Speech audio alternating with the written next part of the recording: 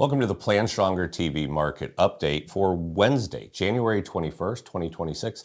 I'm Anthony Hayes, in for David Holland today, alongside, as always, Robert Mara. Let's jump right into those numbers. Kyle, if you could put those 2025 total returns on the board there. As you can see, we had a banner year there, and let's go ahead and slide those year-to-date numbers on. If you listen to the media, these numbers would look like we're diving into recession-based zones. But Robert, I mean, look at the performance numbers from last year and this year so far. We see these small caps just surging. Yeah. Was this expected? Are we expecting this to continue? Yeah, well, I'll tell you, a lot of people, especially, the professionals, expected this to happen, me included. So as you can see, I mean, last year, small caps did relatively well, almost 13%. Under the Dow and the NASDAQ, even below definitely the international stocks. But this year, so far, the first 3 weeks, 6.6%, way above anything else. However, we have a saying in investing that if you're early, you're still wrong. So keep that in mind. But regarding small caps, Tony, with tax and regulatory reform, small caps usually do well. And that's kind of what we're seeing here. Two other notes about those numbers, though, Tony. Also look at the second best performer, the international stocks. Right. They topped everything last year with an enormous 33% gain and 3.42% year to date. So a lot of people are expecting international to continue to do well, perhaps maybe not as well as they did in 2025. But the last thing I want to say is you mentioned, there's a little red on the screen. I did the percent off high for all those numbers, for all those indices. And believe it or not, negative 2.5% or better for all of them except NASDAQ. NASDAQ is the worst, down 4.05% off its all-time high. So we haven't even seen a 5% correction in tech stocks. And that's not to tell our listeners, hey, everything is hunky-dory, but kind of to give perspective to kind of even out the volatility that we see day to day. Sure, absolutely. Now, I'm starting to hear a little bit more of this style shift.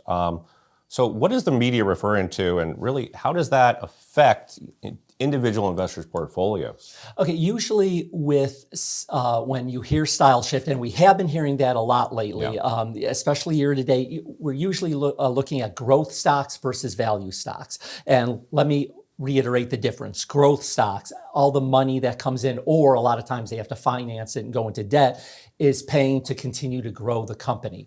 More established companies that already have solid cash flow and expected cash flow, they use a percentage of that to pay dividends to investors. So we have growth stocks versus value stocks. So that style shift that you hear happening is you hear that, hey, value is coming into play. So those Magnificent Seven, those growth stocks that have done so well the last 2-3 years, we're seeing year to date value has done better than growth. Sure.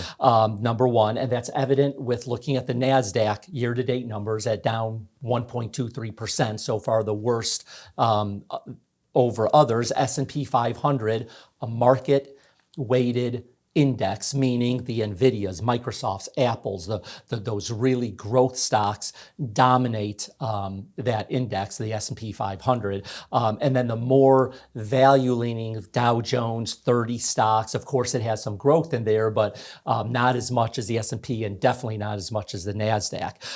And just one last thing, I want to note that growth and value dichotomy that applies to large caps, mid caps, small caps, and also to international stocks. So I want people to be aware of that as well. So as we're looking from this growth to value move, we have risks. We don't get zero risk, right? So what can investors do really to protect themselves when they're starting to make this style shift?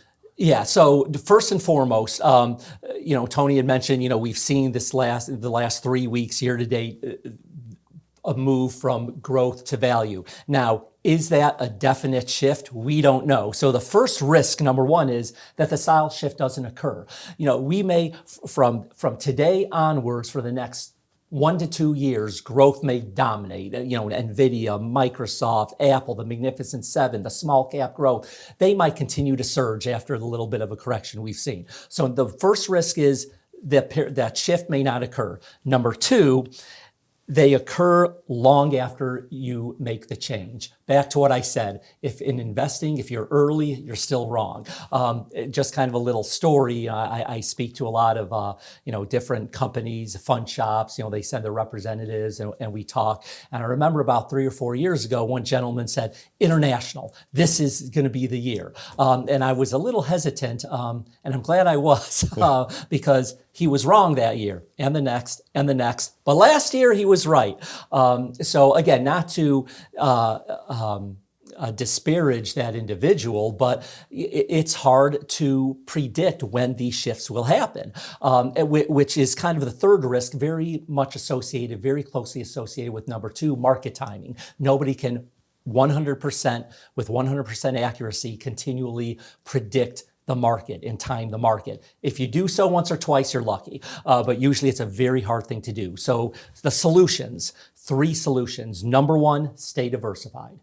Number 2, make changes at the margin. If value is coming into play and you are tech heavy, reduce it a little bit. Don't sell out of everything. Never sell out of an entire country or sector or large or small or mid cap or international. Never liquidate everything to go into one sector. So that's number 2, make changes at the margins. And number 3, if it doesn't work, get out of the trade.